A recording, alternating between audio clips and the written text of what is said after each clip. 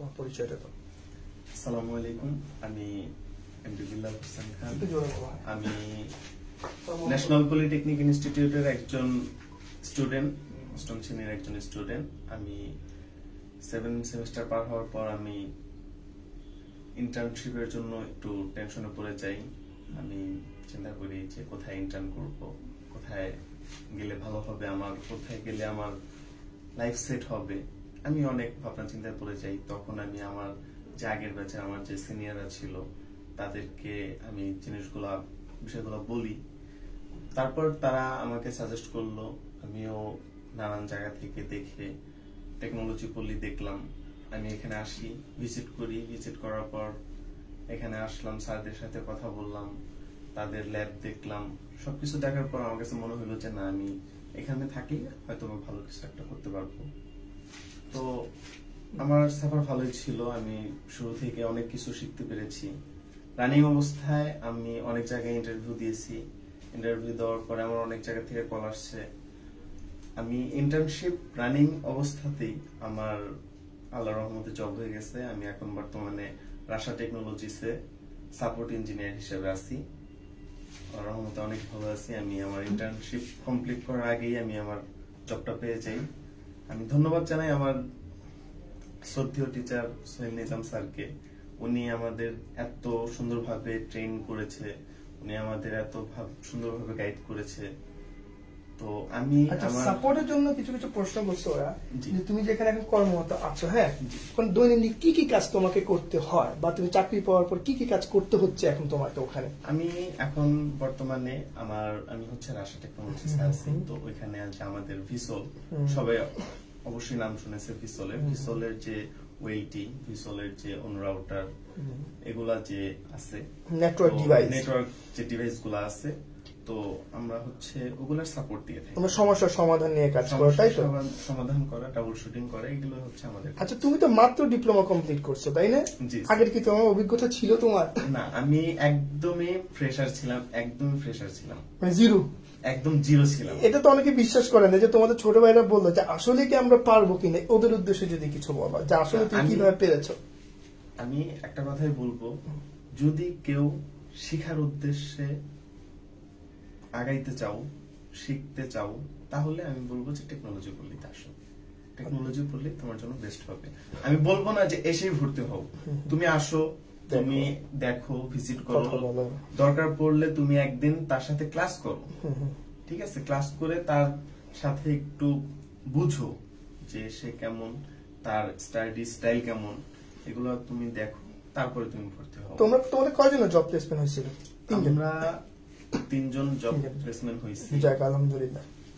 এখন মেন কথা হচ্ছে তোমাদের ছোট ভাইদের কিছু কিছু ভুল থাকে, বা তোমরা অনেক ভুল সিদ্ধান্ত নিয়ে ফেলো ইন্ডাস্ট্রিয়াল অ্যাটাচমেন্টের সময়, তাই না? এই যে আবার যারা ইন্ডাস্ট্রিয়াল অ্যাটাচমেন্ট করবে এখনো বলতেছে আমরা এখনো ফিডব্যাক দেখতে চাই। হ্যাঁ, আমাদের যাদের চাকরি হয়েছে, তো দেখো ফিডব্যাকটা দেখলে হয় কি, হ্যাঁ, ওরা তোমার থেকে একটা সাহস পাবে যে ভাইয়াটা যেখানে জব পেয়েছে, কোন ট্রেনিংটা করেছো টেকনোলজি পল্লী থেকে, যার কারণে তুমি খুব সুন্দরভাবে আজকে কাজ করতে পারছো। কোন ট্রেনিংটা করেছো টেকনোলজি পল্লী থেকে?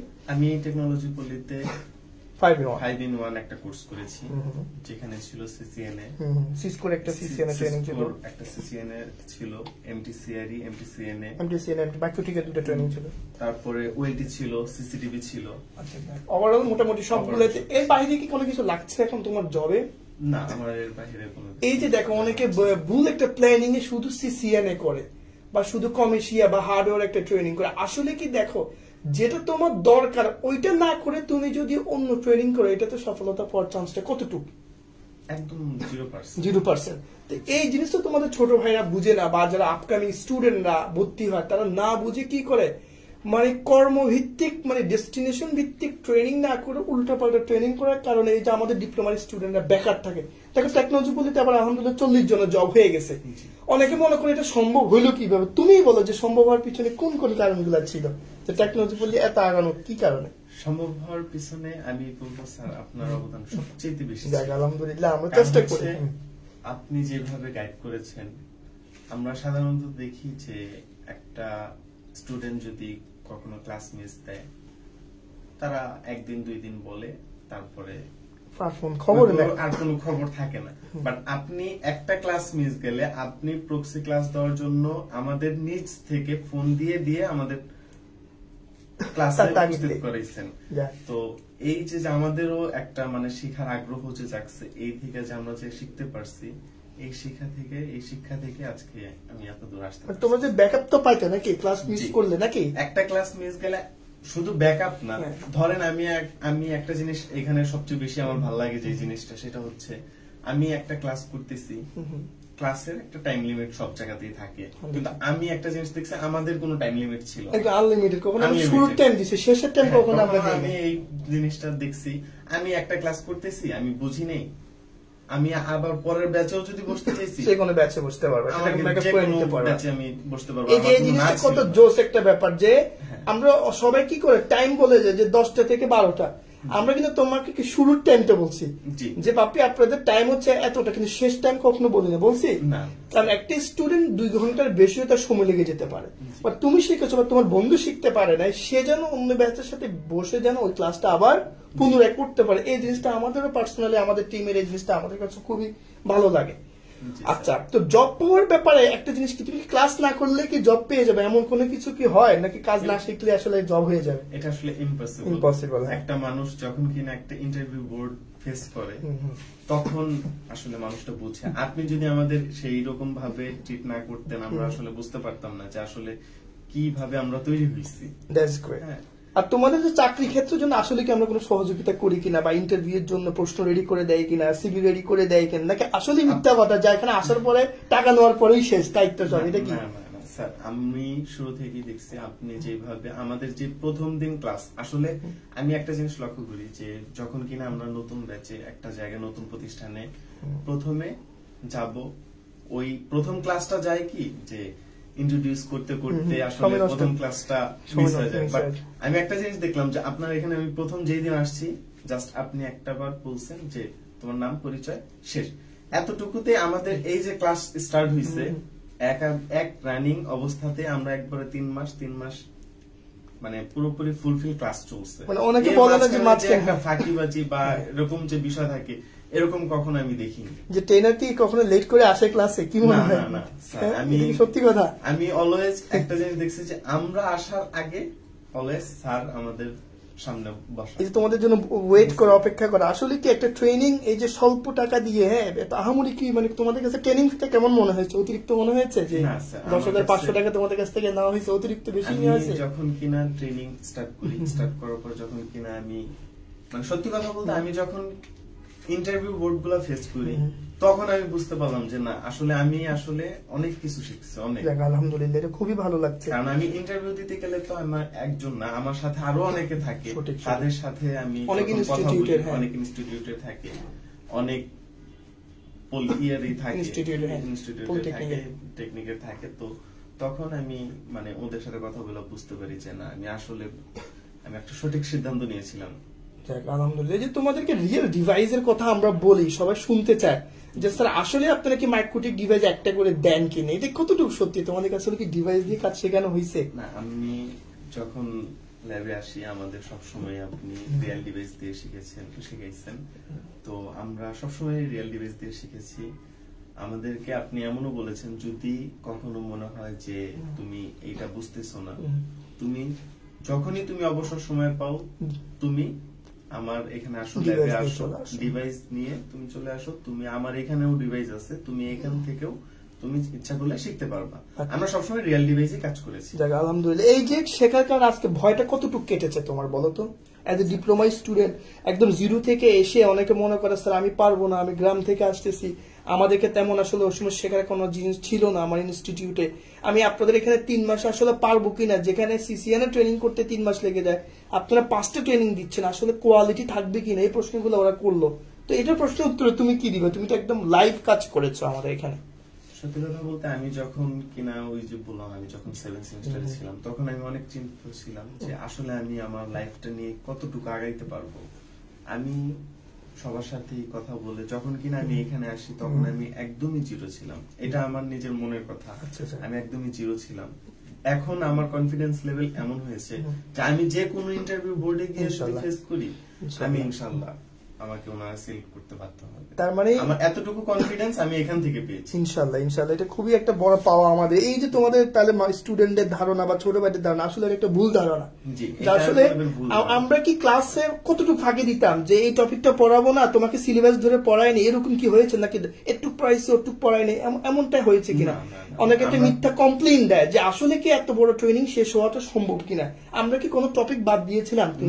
আমি কোন টপিক আপনি বাদ দেন নাই। আর আমাদের প্রত্যেকটা ক্লাসের একটা করে পিডিএফ ফাইল ছিল, তাই না? একদম প্রমাণ যে আমরা প্রত্যেকটা ক্লাস ধরে প্রত্যেকটা ক্লাসে পিডিএফ ফাইল উনি দেখে দেখে ক্লাস করাইছে, আমাদেরকেও ওই ফাইলগুলো দিয়েছে, আমরা যেন বাসায় গিয়ে প্র্যাকটিস করি। হোমওয়ার্কটা কেমন করে করতে, এটা একটু গল্প বলো তো, সবাই শুনতে চায়। তোমরা বাসায় কি হোমওয়ার্ক করতাম? হোমওয়ার্ক করতাম, আমাদের প্রতিদিন স্যার একটা করে হোমওয়ার্ক দিয়ে দিত, যেটার কারণে আমাদের পানিশমেন্টও ছিল। ঠিক আছে, এই হোমওয়ার্ক দেওয়া না দিলে কি তোমাকে শিখতে পারতা? আমাদের হোমওয়ার্ক দেওয়ার একটা স্টাইল আছে না? কি বলো তো, সেটা স্টাইলটা শুনতে চাই। আমাদের হোমওয়ার্কের স্টাইল ছিল, আমরা যাব, যে আমাদের ব্যাচের মধ্যে একজন থাকবে, সে আমাকে গাইড করে আমাকে কোশ্চেন করবে, আমি অ্যান্সার দিব, সেটা আমরা ভিডিও করে আমরা একটা গ্রুপের মাধ্যমে সাবমিট করতাম। আবার লিখেও জমা দিতে, হতো, পরের দিন নিয়ে আসতে হইতো, পরের দিন এসে আবার পড়া দিতে হইতো। তো এই কারণে কি তোমার 3 মাসে এই যে যেটা তুমি 4 বছরে এত পরিশ্রম করো নাই, আমরা তোমাকে 3 মাসে হচ্ছে বেশি পরিশ্রম করে আজকে এই জায়গায় আনছি। তো এই যে তুমি আজকে সফল হইছো, তার কারণে দেখো আমাদের মার্কেটিং ইজ অনেস্টলি মার্কেটিং, যে টেকনোলজি বললে তোমার সফলতাটা আমাদের একটা বড় মার্কেটিং, আমাদের অতিরিক্ত অতি উৎসাহিত কোনো মার্কেটিং নেই আমাদের। তোমরা সফল না হলে আজকে কিন্তু তোমার দেখায় কিন্তু আরেকজন আমাদের এখানে কি নিত না, সাহস করে অ্যাডমিশন নিত না। যে আমাদের একটা ভাই বা আমাদের একটা প্রাইভেটের স্টুডেন্ট, সে যদি সফল হইতে পারে 0 থেকে শুরু করে, আমিও কেন ওই জায়গায় যেতে পারবো না, এই একটা সাহস পাবে, তাই না? এখন যদি বলি যে আসলে এই যে চাকরি ক্ষেত্রে যাওয়ার ক্ষেত্রে তোমার সিভি তৈরি করে দেওয়া, এইগুলোর ক্ষেত্রে কি আসলে সহযোগিতা করতাম আমরা টেকনোলজি পড়লে? অবশ্যই স্যার, তোমার সিভিটা কি তৈরি করে দিয়েছিলাম আমরা? আমি টেকনোলজি পড়লে থেকেই পেয়েছি, আলহামদুলিল্লাহ। টেকনোলজি পড়লে থেকে আমার সিভি, এটা নিয়ে কোনো সমস্যা নেই। আচ্ছা, তোমাদের এই যে এক্সট্রা অনেকে বলে স্যার হিডেন কোনো চার্জ আছে কিনা, এটা কোনো তুমি কোনো হিডেন চার্জ কোনো দিয়েছো না? এরকম সত্যি করে যদি বলো যে কখনো এরকম কখনো সার্চ করেছি? আচ্ছা যাক, এটা অনেকে প্রশ্ন থাকে যে স্যার টেকনোলজি পলি 5-in-1 ট্রেনিং দিচ্ছে, বাট এখানে কোনো হিডেন চার্জ টার্জ আমরা আসলে অনেস্টলি কিছুই নেই, কেমন? তো এটা আসলে পরিপ্রেক্ষিতে আমরা করি যে টেকনোলজি পলি অনেস্টলি আমরা রিভিউ গুলো, যেমন তোমার কাছে আমি নিজে ফোন দিই, তুমি অফিস থেকে আসছো, তোমার আইডি কার্ড গোলাতে এখনো আছে, হ্যাঁ, তো আমরা বললি কি যে আসলে সত্যি যে জিনিসটা, এটা যদি আমরা উঠে আনতে পারি আমাদের স্টুডেন্টের মাধ্যমে, তাহলে আরেকজন কি করে তোমাকে দেখে সে আগ্রহটা প্রকাশ করে, ছোট ভাই স্যার আমাদের একটা ফিডব্যাক বড় ভাইদের থেকে দেখতে চায়। তো আসলে ইন্ডাস্ট্রিয়াল অ্যাটাচমেন্টের সময় ছোট ভাইদের ভুল বা সিদ্ধান্ত অনেকে লেট এনে, এতে করে কি প্রবলেম গুলো ফেস হয় একটু যদি তুমি বলো। আমি যখন কিনা আমি আগে কখনো এইসব নিয়ে ভাবিনি, আমি যখন কিনা আমার 7 সেমিস্টার এক্সাম শেষ হইল, আমার শেষ হওয়ার পরে তখন আমি যে একটা ডিপ্রেশনের মধ্যে সাফার করছি, আমি একটা চিন্তা ভাবনা যখন কিনা আমার লাইফের শেষ ইন্ডিয়া, আমার ডিপ্লোমা লাইফের শেষ ইন্ডিয়া যখন আমি চলে আসি, তখন আমার ডিসিশন নিতে অনেক অনেক কষ্ট হয়েছে। তখন আমার এর কাছে ওর কাছে জিজ্ঞাসা করতে হয়েছে। আমি মনে করি আসলে এই ডিপ্লোমা ভর্তি হওয়ার পর থেকে, রানিং অবস্থা থেকে আমি মনে করি যে তোমাদের এগুলো নিয়ে প্ল্যানিং করা উচিত। আসলে আমরা সামনে কি করতে চাচ্ছি, যে যে সাবজেক্টটা নিয়ে আগাইতে চাচ্ছে, আমি মনে করি তার ওই সাবজেক্ট নিয়ে আগানোটাই যাচাই করা উচিত। এই যে তুমি নেটওয়ার্কিং ইন্ডাস্ট্রিতে আসছো, অনেকে বলে নেটওয়ার্কিং ইন্ডাস্ট্রি কি ক্যারিয়ার নাই, এটা মিথ্যা কথা। তুমি বলো আসলে ক্যারিয়ার আছে কি? নেটওয়ার্কিং এর কোনো শেষ নেই। নেটওয়ার্কিং হচ্ছে হিউজ লেভেলের একটা বড় ইন্ডাস্ট্রি। হ্যাঁ, নেটওয়ার্কিং এর কোনো শেষ নেই। কিন্তু অনেকে বলে যে এটা কোনো ক্যারিয়ার নাই, এটা কি আসলে সত্যি? এটা একদমই ভুল। নেটওয়ার্কিং এর চাহিদা অনেক, ক্যারিয়ার চাহিদা অনেক। হ্যাঁ, এটা আসলে যারা বলবে তারা নিজেরাও জানে যে নেটওয়ার্কিং এর চাহিদা, এটা ছাড়া আসলে এখনকার যুগে আমাদের চলা সম্ভব না। অনেকে এটা বলে যে আসলে সঠিক শিখাটা আমরা শিখি না, স্কিলটা আমাদের নেই। এই যে অনেকে বলে স্যার আসলে স্কিল না থাকলে আমাকে স্যালারি অনেক দিবে, আসলে কি সম্ভব? স্কিল না থাকলে অনেক বেশি স্যালারি দেওয়া সম্ভব? একটা মানুষের স্যালারি কখন করে, যখন কিনা আমার একটা স্কিল থাকবে, আমার একটা ভালো আমি কাজ দেখাইতে পারবো, তখনই তো আমাকে তিনি রাখবে, তিনি স্যালারি বাড়ায় দিবে। তাকে যখন আমি যখন একটা কোম্পানিকে কিছু দিব, তখনই আমাকে কোম্পানি ফিডব্যাক দিবে। এটাই স্বাভাবিক। ছোট ভাইদের উদ্দেশ্যে যারা এবার ইন্ডাস্ট্রিয়াল বিভিন্ন পলিটেকনিক থেকে আসতেছে বা তোমাদের পলিটেকনিকে যারা আসবে তাদের ব্যাপারে যদি ছোট্ট করে কিছু একটা লাস্ট বলতে চাও। আমি সর্বশেষ একটা কথাই বলতে চাই, আমি বলি না যে তোমরা এখানেই ভর্তি হও, আমি জোর করি না। আমার কথা হচ্ছে তোমরা এখানে আসো, এসে একদিন অন্তত ভিজিট করে যাও, একদিন ক্লাস করে যাও। ক্লাস করে তোমাদের যদি ভালো লাগে, মনে হয় যে না আমি এখানে আসলে কিছু শিখতে পারবো, তখন তোমরা সিদ্ধান্ত নেবে ইনশাআল্লাহ। এমনি তো তোমার দিক থেকে কনফিডেন্টের দিক থেকে যদি বলো তাহলে কেমন টেকনোলজি বললে এক কথায় যদি বলো? আমি যদি এক কথায় বলি টেকনোলজি বললি কেমন, আমি বলবো টেকনোলজি বললি বেস্ট। যাক আলহামদুলিল্লাহ, তোমাদের আমার কাছে আমার টেকনোলজি অপিনিয়ন বললা। ইনশাআল্লাহ তোমার টিচারদের প্রতি যদি একটু তুমি তোমাদের সিআই স্যার বা তোমাদের প্রিন্সিপাল স্যারের প্রতি যদি একটু তুমি কৃতজ্ঞতা জ্ঞাপন করতে চাও, তারা তোমাকে পারমিশন না দিলে তো এখানে আসতে ধন্যবাদ হচ্ছে আমার সিআই স্যার নাজমুল স্যার, আর হচ্ছে আমার প্রতিষ্ঠানের প্রধান শিক্ষক এবং আমার প্রতিষ্ঠানের প্রিন্সিপাল স্যার ফারুক স্যার, তাকে অনেক কৃতজ্ঞতা। ধন্যবাদ। লাস্ট টেকনোলজি বলে টিম নিয়ে যদি একটা কথা বলতে চাই, কেমন লেগেছে আমাদের টিমের কাজ, বা তারা কি তোমাকে সবসময় বকাই দিত? টেকনোলজি বললে টিম সম্বন্ধে তন্ময় ভাইয়া ছিল, তারপরে হাসিব ভাইয়া ছিল, তারা অনেক হেল্পফুল একজন পারসন, তাদের কথা না বললেই না। তাদের মানে বিহেভিয়ার, তারপরে তাদের গাইড করা, এগুলা সবকিছু মিলিয়ে আমি মনে করি টেকনোলজি পল্লীর সবাই অনেক অনেক ভালো।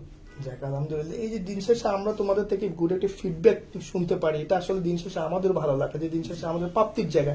তুমি আজকে চাকরি করছো, এই যে তোমার বাবা মা খুশি হয়েছে, নিজের টাকা দিয়ে এখন বিএসসি করতে পারবে, একটা ভয় কেটে গেছে না? আমাদের আরো একটা মেয়ে স্টুডেন্ট আছে, ফিমেল আছে, মনে আছে কুমিল্লা পলিটেকনিকের, দেখো সেখানে অনেকদিন ধরে আছে না?